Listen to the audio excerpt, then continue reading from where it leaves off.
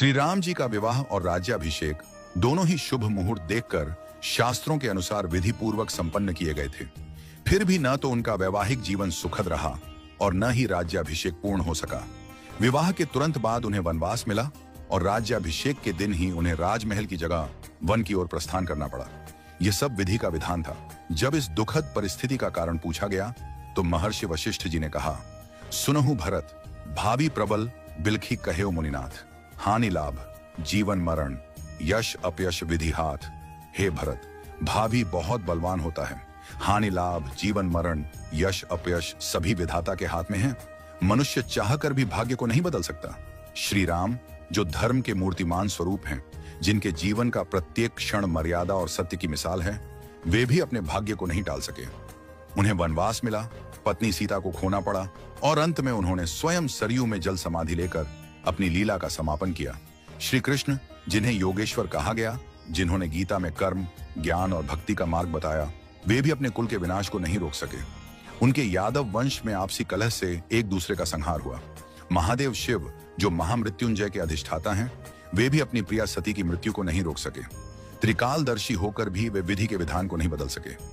रामकृष्ण परमहंस जिन्हें दिव्य सिद्धियां प्राप्त थीं और जिन्होंने हजारों लोगों को ईश्वर का मार्ग दिखाया, वे भी कैंसर जैसी बीमारी को नहीं रोक सके। उन्होंने कहा था, यह शरीर नश्वर है, आत्मा ही अमर है।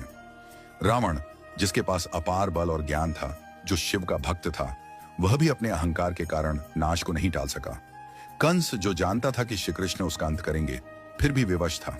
इन सभी घटनाओं से यही सिद्ध होता है कि मनुष्य अपने जन्म के साथ ही जीवन और मरण, यश और अपयश, लाभ और हानि, स्वास्थ्य और रोग, शरीर का स्वरूप, परिवार, समाज, देश और स्थान, इन सब का निर्धारण करके आता है। मनुष्य को यह भ्रम होता है कि वह सब कुछ नियंत्रित कर रहा है, लेकिन वास्तव में सब कुछ ईश्वर के संकेत से ही चलता है।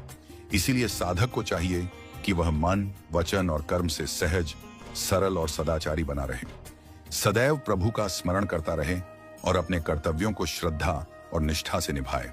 मुहूर्त न जन्म के लिए तय होता है, न मृत्यु के लिए।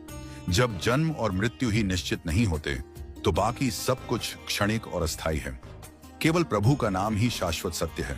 इसलिए सदैव ईश्वरमय रहो और आत्मा को परमात्मा के निर्देशों में लीन कर दो। यही सच्चा जीवन है। नियति को स्वीकार करना और प्रभु में समर्पित रहना। हमेशा अपना कर्म करो और बाकी सब कुछ प्रभु के ऊपर छोड़ दो। वही सब करने वाले हैं।